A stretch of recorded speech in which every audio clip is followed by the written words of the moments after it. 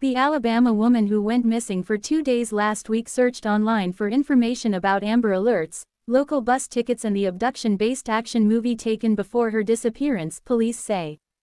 The insight was one of many details authorities shared during a Wednesday afternoon press conference where they provided the fullest account yet of what occurred in the puzzling incident that's grabbed national attention.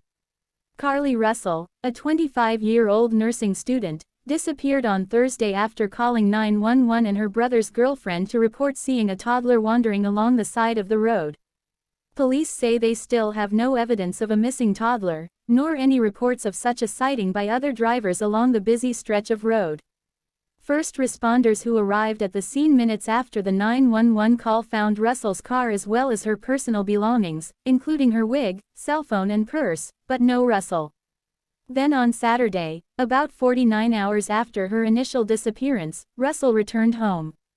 According to Hoover Police Chief Nick Derzies, Russell told detectives after she reappeared that she had been kidnapped and held by 2 people until she was able to escape.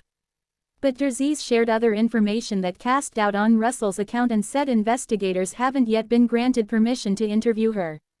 There are many questions left to be answered, but only Carlee can provide those answers, Derzies said. What we can say is that we've been unable to verify most of Carlee's initial statement made to investigators, and we have no reason to believe that there is a threat to the public safety related to this particular case. Russell made abduction-related internet searches before her disappearance. On July 11, 2 days before she went missing, Russell used her cell phone to search whether you have to pay for an Amber Alert. The day she went missing, Russell searched for information about the bus station in Birmingham, which is about 10 miles from Hoover. She also searched for a one-way bus ticket from Birmingham to Nashville. She also searched for the movie taken and how to take money from a register without being caught on the day she vanished, too.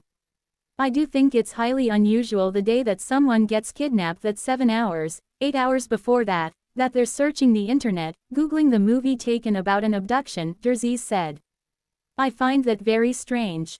Derzies said investigators uncovered other internet searches that appeared to shed light on Russell's state of mind but that police were not releasing them out of respect for her privacy. There were also 2 internet searches related to Amber Alerts on a computer at her workplace. Additionally, investigators used cell phone records to determine that Russell traveled 600 yards along the highway as she spoke with the 911 operator. She said it, and I'm not saying it couldn't happen, because I've always been one of these guys, never said never, Derzies said. To think that a toddler, barefoot, that could be 3 or 4 years old, is going to travel 6 football fields without getting in the roadway, without crying, it's just very hard for me to understand. Russell told police she was kidnapped and blindfolded. According to Derzies, Russell told detectives after she returned home Saturday night that she had been kidnapped by a man who emerged from the trees near her car when she got out to check on the child. She said the man, who she described as having orange hair with a bald spot, picked her up.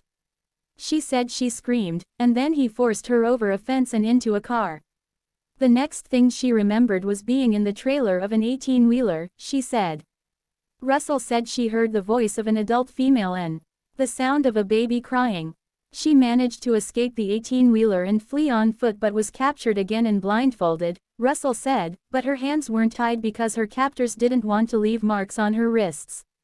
Russell said she was taken to a house and forced to get undressed, and she believes her captors took photos of her but did not remember any physical or sexual contact. When she woke up the next day, Russell told police she was fed cheese crackers by the female captor, who also played with her hair. She said she was put in a vehicle again and was able to escape for a second time, running through the woods until she emerged near her house. Detectives observed a tear in her shirt and a small injury to her lip, and said she had $107 in cash in her right sock. Police released other details about what occurred before Russell's disappearance. Late Tuesday night, officials released a statement saying Russell bought snacks at Target shortly before going missing but that they weren't found with her other belongings. During the press conference, Derzies noted that, before her disappearance, Russell also left her workplace with a dark-colored bathrobe, a roll of toilet paper and other items, none of which were found at the scene. Authorities at the press conference also played Russell's 911 call, in which she describes seeing a white male toddler in a diaper. Police added that surveillance video from Russell's neighborhood on Saturday shows her walking down the sidewalk alone before returning home.